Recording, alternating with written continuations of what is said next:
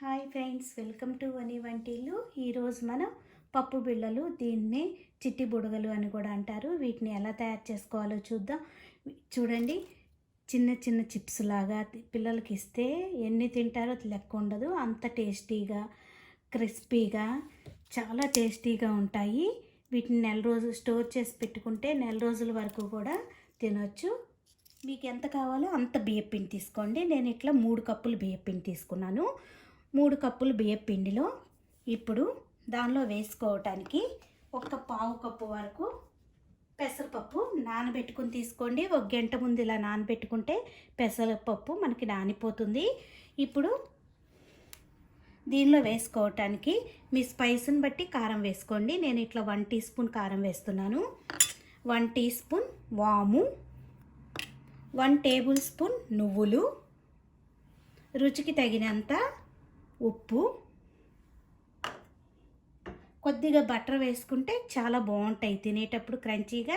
కొద్దిగా బటర్ మీ దగ్గర లేకపోతే ఆయిల్నైనా యూజ్ చేసుకోవచ్చు. ఇప్పుడు రుచికి తగినంత ఉప్పును వేసుకోండి.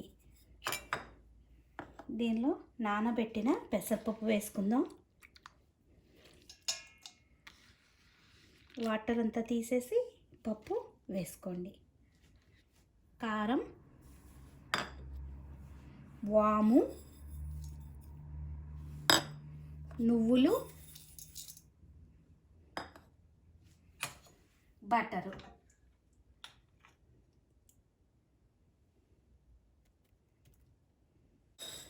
ఇప్పుడు మొత్తం కూడా ఒకసారి పిండికి పట్టేలా కలుపుకోండి.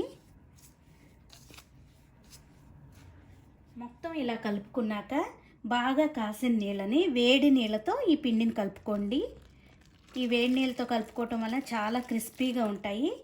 ఒక్కసారి వాటర్ వేసుకోకుండా కొద్దిగా వాటర్ వేసి చెయ్యి కాలుతుంది, గెరిటితో కలుపుకోవాలి. వేడి నీళ్ళతో ఇలా కలుపుకొని ఒక 5 నిమిషాలు ఆగితే మనకి పిండి కొద్దిగా చల్లబడుతుంది. ఒక 5 నిమిషాల తర్వాత మనకి చల్లబడింది. ఇప్పుడు చేత్తో కలుపుకోండి. 3 కప్పుల బియ్యపిండికి కప్పున్నర నాకు వేడి నీళ్ళు పట్టినాయి. ఇప్పుడు గట్టి ముద్దలాగా దీన్ని కలుపుకోవాలి. మీకు ఏదైనా అవసరం అయ్యి వాటర్ పడితే ఇప్పుడు కొద్దిగా చల్లటి నీళ్ళతో కలుపుకోండి. మీకు ముద్దకు రాకపోతే, ముద్దకు వస్తే కలుపుకోవసరం లేదు.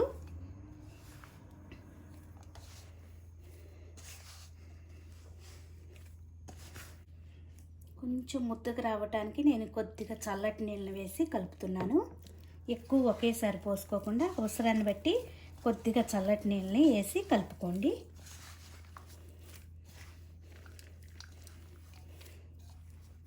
ఇలా ముద్దలాగా కలుపుకున్నాక మనం ఇప్పుడు ఈ సైజు ఉండలు అన్నీ ఒకే రకంగా చేసుకుంటే మనకి అన్నీ కూడా చూడటానికి ఒకే రకంగా ఉంటాయి. ఇలా పిండినంతా కూడా ఉండలు చేసుకుని పెట్టుకోవాలి. మనం చేసుకునే చిట్టి బుడగలు కాబట్టి చిన్న చిన్న ఉండలే చేసుకోవాలి. అన్నీ ఒకే సైజులో ఇలా ఉండలు చేసుకోండి. ఇలా ఉండలన్నీ రెడీ చేసుకున్నాక ఇప్పుడు చేసుకుని బాండీ పెట్టుకుని దానిలో డీప్ ఫ్రై కావాల్సినంత ఆయిల్ వేసుకోండి. ఆయిల్ వేడయ్యే లోపల మనం ఇలా పప్పు బిళ్ళలు తయారు చేసేసుకుందాం. ఇట్లా ఒక ప్లాస్టిక్ కవర్ తీసుకోండి. దానికి అడుగున ఆయిల్ని రాసుకోండి. ఇలా కవర్ అంతా కూడా ఆయిల్ని రాసుకుని ఇప్పుడు మనం తయారు చేసుకున్న ఉండల్ని ఇలా పెట్టుకోండి. కొంచెం గ్యాప్ ఉండేట్లు పెట్టుకోవాలి. ఆ కవర్కి ఎన్ని పడతాయో అన్నీ ఇలా పెట్టుకోండి.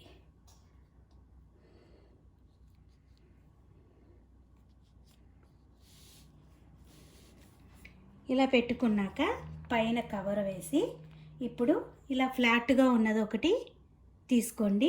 చిన్న సైజులో ఇట్లా ఫ్లాట్గా ఉన్నది. అప్పుడు ఈ సైజులో మనకి పప్పు బిళ్ళలు వస్తాయి. ఇప్పుడు దీని మీద వీటిని ఇలా ప్రెస్ చేయండి. ఇలా ప్రెస్ చేయటం వల్ల మనకు అన్నీ కూడా ఒకే రకంగా వస్తాయి. చూడండి, ఇదే సైజులో మనకు వస్తాయి.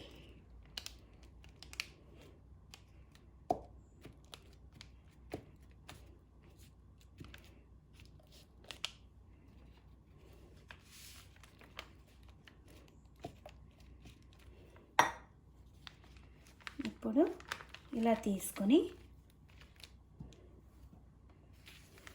ఒక్కో దాన్ని తీసుకొని ఓ ప్లేట్లో పెట్టుకుందాం. చూడండి, రౌండ్గా మనం తీసుకునేది ఈ సైజుని బట్టి మనకి వస్తాయి. మీకు ఇంకా చిన్న సైజు కావాలంటే ఇంకా చిన్న సైజులో తీసుకోవాలి. ఇలాగే అన్నీ తయారు చేసుకుని ఇలా ఓ ప్లేట్లో తీసుకుని పక్కన పెట్టుకోండి. ఇలా అన్నీ రెడీ చేసుకున్నాక ఇప్పుడు ఆయిల్ వేడైందో లేదో ఇట్లా చిన్న పిండి ముద్ద వేసి చూడండి. పిండి ఇలా పైకి వస్తే ఆయిల్ వేడైనట్టు. ఇప్పుడు వీటిని దీనిలో వేసుకుందాం.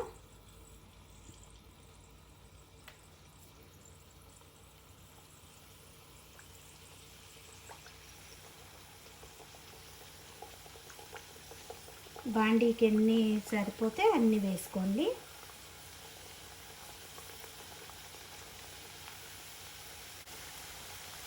పచ్చి మీద కదిలీకుండా కొద్దిగా వేగాక అప్పుడు తిప్పుకోవాలి.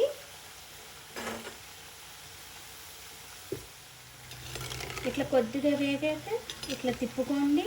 రెండు వైపులా కూడా మనకి క్రిస్పీగా వేగాలి.